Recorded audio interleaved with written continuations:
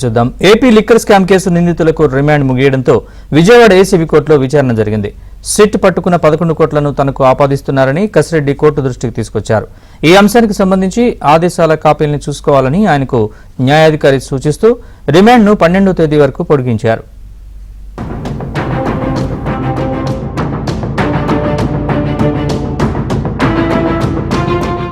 AP వ్యాప్తంగా సంచలనం సృష్టించిన లిక్కర్ స్కామ్ కేసు విచారణ విజయవాడ ఏసీబీ కోర్టులో సాగుతోంది. ఈ కేసులో మొత్తం 12 మందిని అరెస్టు చేయగా నిందితులు వేసిన బెయిల్ పిటిషన్లపై కోర్టు విచారణ జరిపింది. ఈ కేసులో దిలీప్ కు తొలిసారిగా బెయిల్ మంజూరు కాగా అరెస్టు చేసి 90 రోజులు పూర్తి కావడంతో డిఫాల్ట్ బెయిల్ పిటిషన్లో దాఖలు చేసిన కృష్ణమోహన్ రెడ్డి, ధనుంజయ రెడ్డి, బాలాజీ గోవిందప్పలకు తాజాగా కోర్టు బెయిల్ మంజూరు చేసింది. ఇక ఎంపీ మిథున్ రెడ్డికి మాత్రం ఢిల్లీలో ఉపరాష్ట్రపతి ఎన్నికలకు సంబంధించి ఓటు వేయాల్సి రావడంతో ఈ నెల 11వ తేదీ వరకు మధ్యంతర బెయిల్ మంజూరు చేసింది. ఆ రోజు సాయంత్రం రాజమండ్రి సెంట్రల్ జైలులో లొంగిపోవాలని ఆదేశించింది.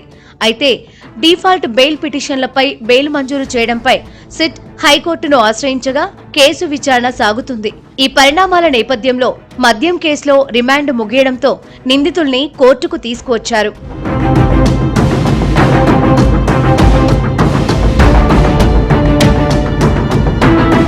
విజయవాడ జిల్లా జైలు నుంచి కసిరెడ్డి రాజశేఖర్ రెడ్డి, సజ్జల శ్రీధర్ రెడ్డి, చాణక్య, చెవిరెడ్డి భాస్కర్ రెడ్డి, వెంకటేష్ నాయుడును తీసుకురాగా గుంటూరు జిల్లా జైలు నుంచి బాలాజీ కుమార్, నవీన్ యాదవ్ ను సిట్ అధికారులు కోర్టుకు తీసుకువచ్చారు. ఇటీవలే బెయిల్పై బయటకొచ్చిన ధనుంజయ రెడ్డి, కృష్ణమోహన్ రెడ్డి, బాలాజీ గోవిందప్ప కూడా వాయిదాకు హాజరయ్యారు. విచారణ సమయంలో సిట్ అధికారులు పట్టుకున్న 11 కోట్ల రూపాయల అంశాన్ని కోర్టుకు వివరిస్తూ తనకు ఆపాదిస్తున్నారంటూ కసిరెడ్డి కోర్టుకు విన్నవించగా దానిపై తగిన ఆదేశాలు జారీ చేశామని, ఆ కాపీలను చూసుకోవాలని న్యాయాధికారి సూచించారు.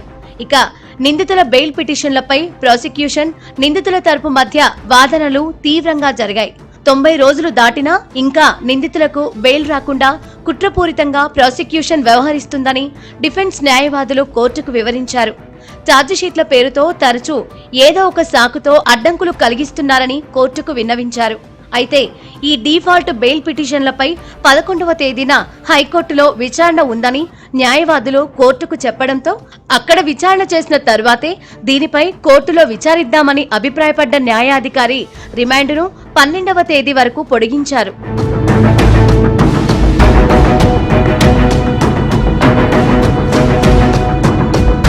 మరోవైపు నిధుల దుర్వినియోగం కేసులో అరెస్టైన ఐపీఎస్ సంజయ్ మంగళవారంతో రిమాండ్ ముగియడంతో ఏసీబీ అధికారులు ఆయన్ను కోర్టులో హాజరుపరిచారు. విచారణ చేసిన న్యాయాధికారి సంజయ్ కి ఈ నెల 23వ తేదీ వరకు రిమాండ్ పొడిగించారు.